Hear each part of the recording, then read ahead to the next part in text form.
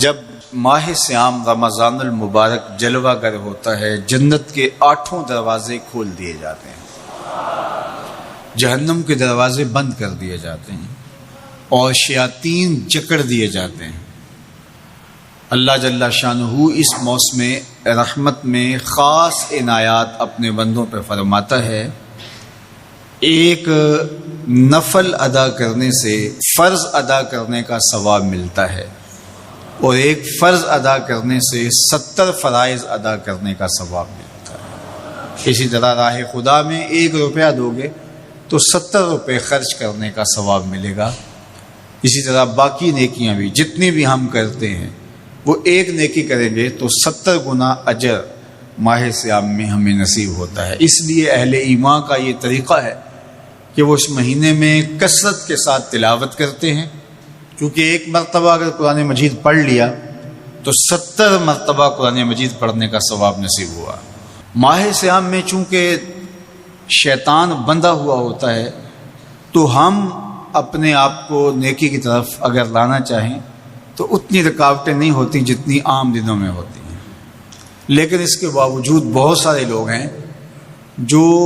رات کو بڑا پکا ارادہ کر کے سوتے ہیں کہ میں صبح وقت پہ اٹھوں گا اور نوافل بھی پڑھوں گا اور نماز بھی ادا کروں گا، لیکن جب صبح ہوتی ہے تو انہیں یا تو جاگ نہیں آتی یا نیند سے بیدار ہو جاتے ہیں، بستر سے اٹھا نہیں جاتا۔ جبکہ وہی شخص انہوں نے صبح سبزی منڈی جانا ہو تو چھلانگ لگا کے اٹھتے ہیں اور سبزی منڈی پہنچتے بھی ہیں۔ سستی طبیعت کا کسل نہیں ہوتا۔ عمومی طور پہ ہم اپنے آپ کو بیمار تصور کر لیتے ہیں اور سستی اور کسل کا نام دے کر کے، بہانہ دے کر کے ہم کہتے ہیں کہ بس کیا کریں، ہم کو ارادہ کرتے ہیں روز لیکن ہم سے اٹھا نہیں جاتا، بس طبیعت اس طرح کی ہے، کسل ہے، سستی ہے۔ یہ بات ذہن میں رکھیے گا کہ ارادہ کرنے کے باوجود بھی صبح جب ہم اٹھ نہیں پاتے یا کوئی بھی نیکی کا کام ہم کرنے کا ارادہ کرتے ہیں تو ارادہ کرنے کے باوجود ارادہ ہی رہ جاتا ہے، ہم کر نہیں پاتے، تو اس کا سبب یہ ہوتا ہے کہ بہت سارے ہم گناہ کر چکے ہیں اور ان گناہوں کی وجہ سے ہم نیکی کی توفیق نہیں پاتے۔ حضرت حسن بصری رضی اللہ تعالی عنہ نے یہی وجہ اس کی بیان فرمائی ہے، تو اس کا بہترین طریقہ یہ ہے کہ توبہ کی جائے، اور توبہ بھی سچے دل سے کی جائے، رو رو کے اللہ سے گناہوں کی معافی مانگی جائے، اور سچے دل سے جب توبہ کی جائے تو پھر سارے گناہ نہ صرف مٹا دیے جاتے ہیں بلکہ ان کو بدل کے نیکیوں میں تبدیل کر دیا جاتا ہے۔ تو ماہ سیام کے اندر پختہ عزم کریں اور اس عزم کو عمل کی شکل دینے کے لیے سچی توبہ کریں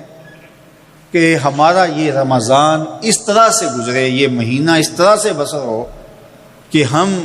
اس مہینے میں اللہ تعالیٰ کی قربت حاصل کر لیں، ہم گناہوں سے پاک ہو جائیں اور ہم جو ثمرات ہیں، جو فوائد ہیں اس مہینے کے، وہ ہم سمیٹ سکیں۔ تو یہ وہ مہینہ ہے جس کے انتظار میں میرے اور آپ کے آقا و مولا اپنی آنکھیں لگائے ہوتے تھے اور دن گن گن کے وقت گزارتے تھے کہ ماہ سیام آ رہا ہے۔ تو اس مہینے کا عزت کے ساتھ، تکریم کے ساتھ، اعزاز کے ساتھ استقبال کرو اور اس کو پلکوں پہ بٹھاؤ، اس کو دل پہ بٹھاؤ۔ اس مہینے کی تکریم یہ ہے کہ اس میں ہر برا کام چھوڑ دیا جائے۔ اگر کوئی شخص برا کام نہیں چھوڑتا اور روزے رکھتا ہے تو میرے اور آپ کے آقا و مولا کا ایک فرمان سن لیجئے، من لم یدع قول الزور والعمل بہ فلیس للہ حاجۃ فی ان یدع طعامہ و شرابہ۔ فرمایا کہ جو جھوٹ اور برے کام نہیں چھوڑتا اس کے بھوکا اور پیاسا رہنے کی اللہ کو کوئی ضرورت نہیں ہے۔ تو روزہ خوراک بچاؤ مہم نہیں ہے جو چلائی جاتی ہے، بلکہ یہ تزکیہ نفس کا موسم ہے، باطن کی صفائی کا موسم ہے، اور باطن کی صفائی نہیں ہوتی جب تک ہم کوشش کریں۔ آپ کے بدن پہ بہت ساری میل چڑھی ہوئی ہے اور جمی ہوئی ہے بدن کے ایک ایک عضو پہ میل، تو آپ پانی میں چھلانگ لگا کے باہر بھی آ جاتے ہیں تو میل نہیں اترتی، چلو کچھ نہ کچھ فرق تو ضرور پڑ جاتا ہے، لیکن میل نہیں اترے گی۔ میل کب اترے گی؟ جب آپ اپنے بدن کو مل مل کے